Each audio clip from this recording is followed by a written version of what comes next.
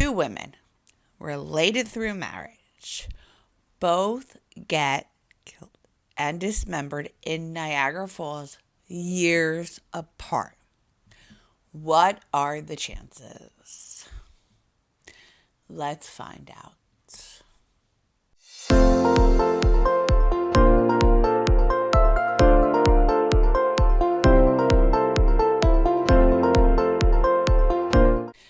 Hi guys, welcome back. Thank you so much for being here. It's so greatly appreciated. It truly is.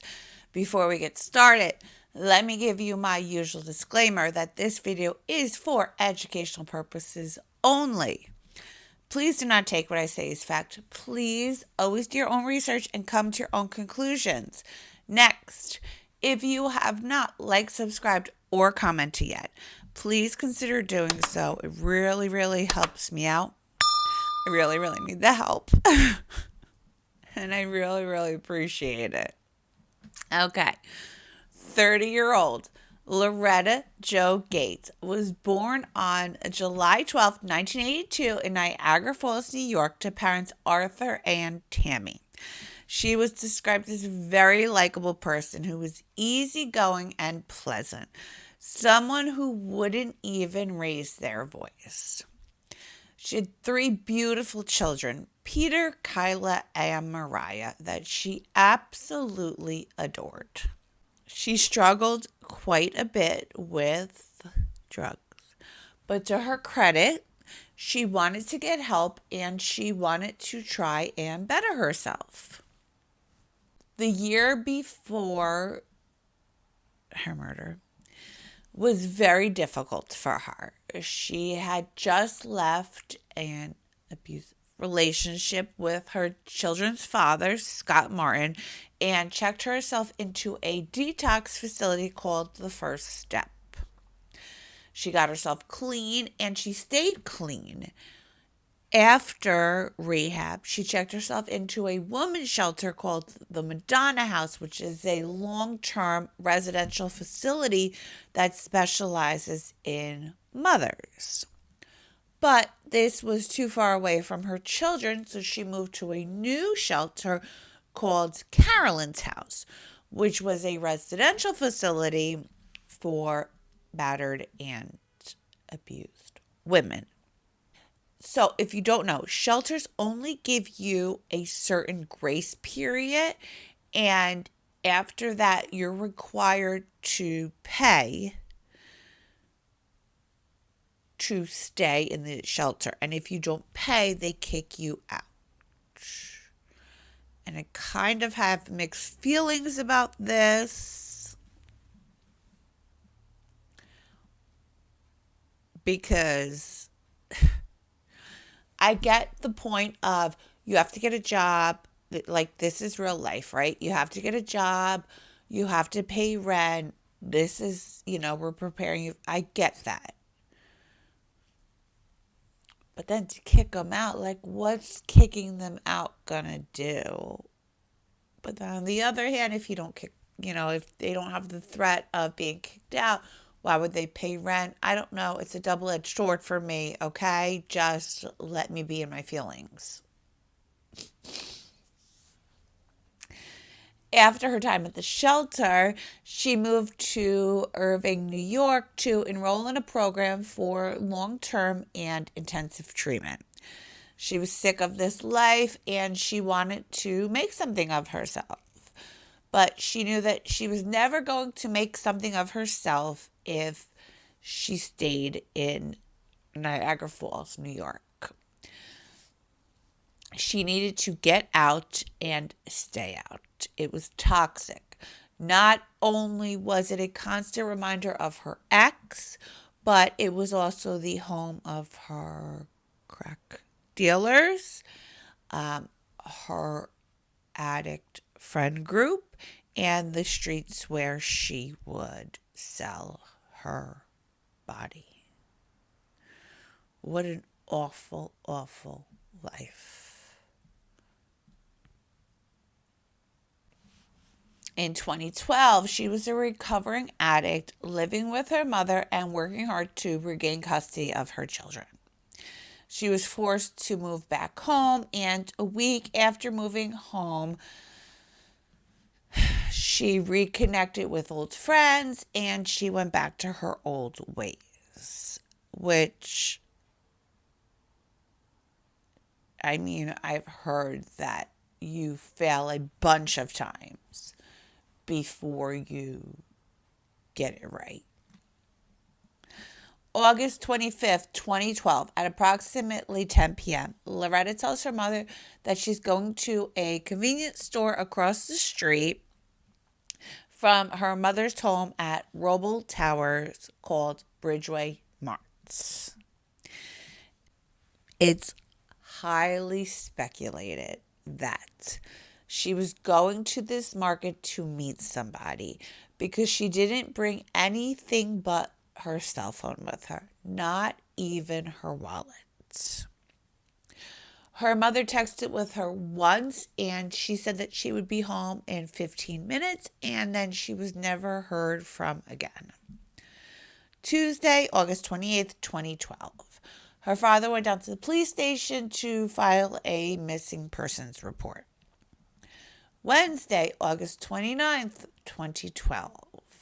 A tourist on the Maid of the Mist ride spotted a headless torso with a belly button piercing and a C-section scar, which she had both of, floating near the base of the falls. If you don't know what Maid of the Mist is, it's basically a boat ride that takes you as close as it can to the falls safely.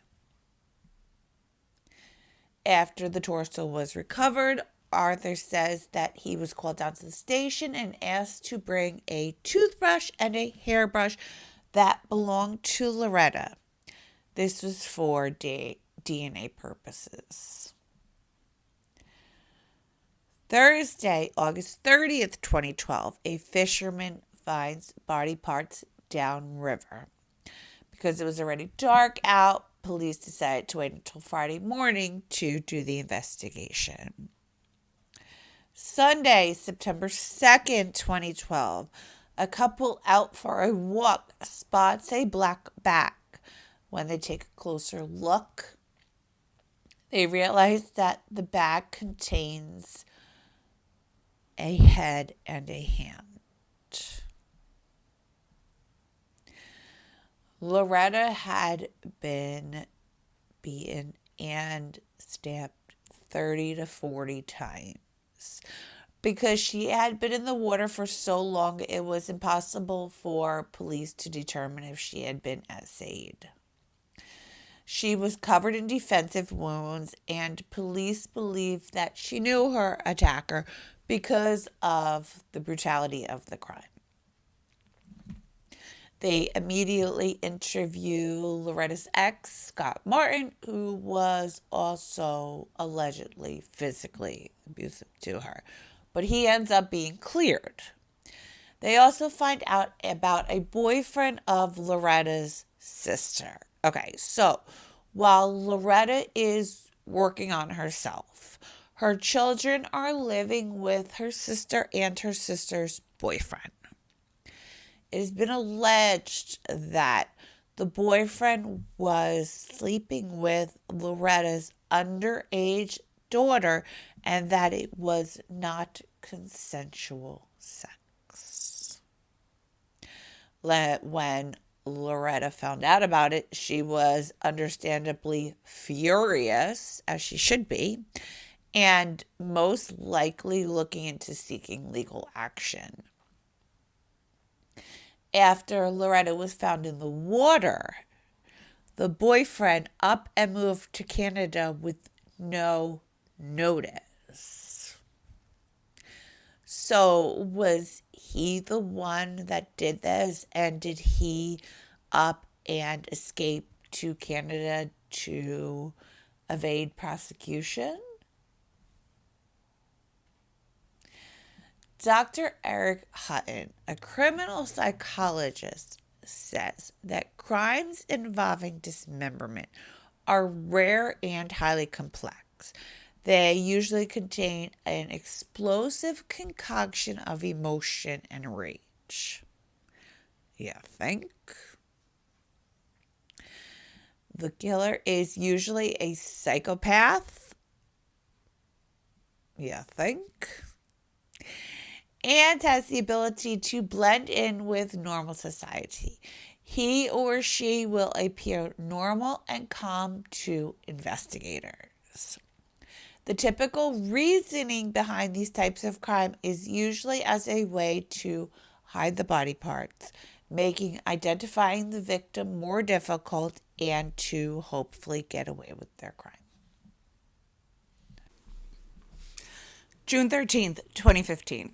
A passerby smelled a foul odor coming out of a dilapidated home on Willow Ave.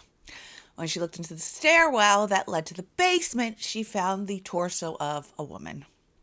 The woman was missing her head and limbs and would later be identified as 46-year-old Terry Lynn Bills.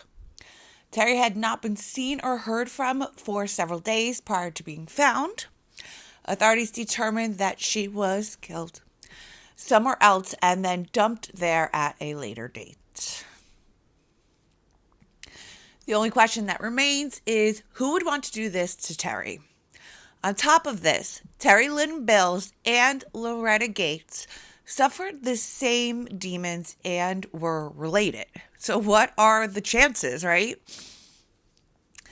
Because of the nature of the crimes and the similarities, police and locals strongly believe that this was the work of a serial killer. Police would end up with 700 leads and suspects, but none of them would pan out. Could you 700 leads and it takes you nowhere?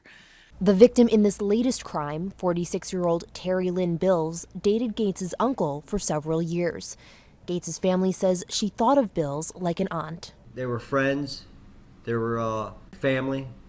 They hung out and did the bad stuff, not the good stuff, but that's crazy.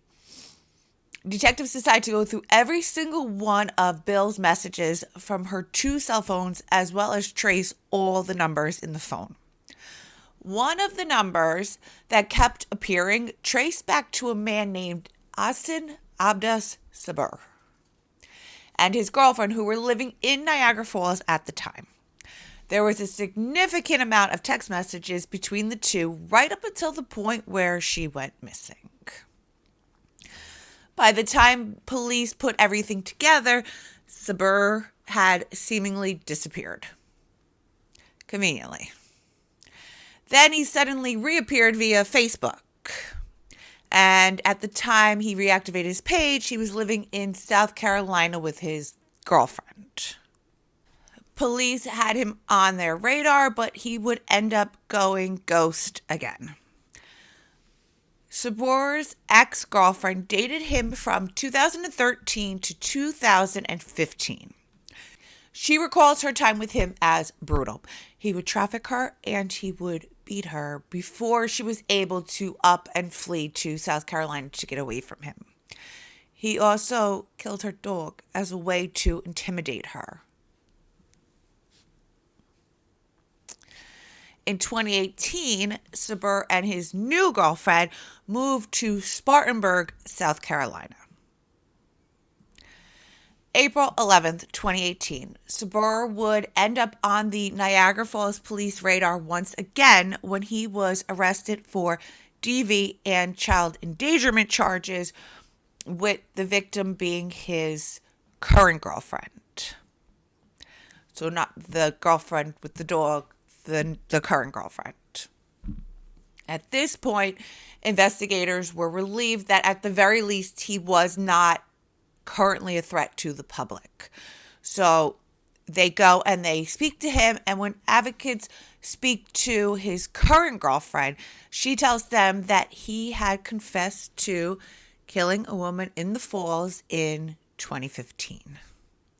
She told them that he assaulted and beat not only her, but her children as well. The girlfriend speaking about herself. So the ex-girlfriend tells police about him admitting to killing what would later be Terry Lynn Bills in 2015, and that he assaulted and beat her and her children. She also told her that after he killed Terry Lynn Bills, he dismembered her, going on to say that the reason for this was to throw police off the trail. Okay, so at the time of the Gates murder, Sabur was incarcerated. So he figured if he dismembered Terry Lynn, that police would never suspect that he was the one who had committed the crime because he was incarcerated. Rather, they would believe that they had a serial killer on the loose. Bill's death has long been linked to the 2012 death of another family member, Loretta Gates. The reason we are sure that this defendant is not responsible for the murder of Loretta Gates is that he was serving time for a felony conviction at the time of her death. I'm going to give him, it was pretty smart. But then you wouldn't open your big mouth anyway, so you're not as smart as you think you are. In May of 2019, detectives reached out to the new owners of the home that Terry Lynn Bills was found inside of. The owner agreed to let police in to look around. While heading towards the stairway that led down to the home's basement, they spotted a tiny spot of red on the doorframe. The spot would turn out to be blood, and the blood would come back to Terry Lynn Bills. That's crazy.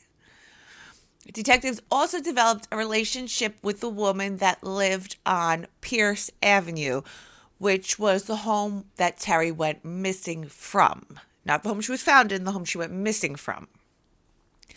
She told police that when Terry was killed, she was at the home recovering from back surgery. So she wasn't able to walk around, and she was pretty much bound to the couch. She says that she does remember hearing screaming upstairs. She didn't know who the woman was at the time, but she remembers her yelling so loudly that she knew it was pretty bad. Then eventually the screaming stopped when Bills was either beaten or strangled to death. She says that she never actually saw Terry's body, but that she did see an enormous amount of blood in the bedroom and on the basement stairs. She goes on to tell police that while showering the following day, Sabur came into the bathroom holding a human hand.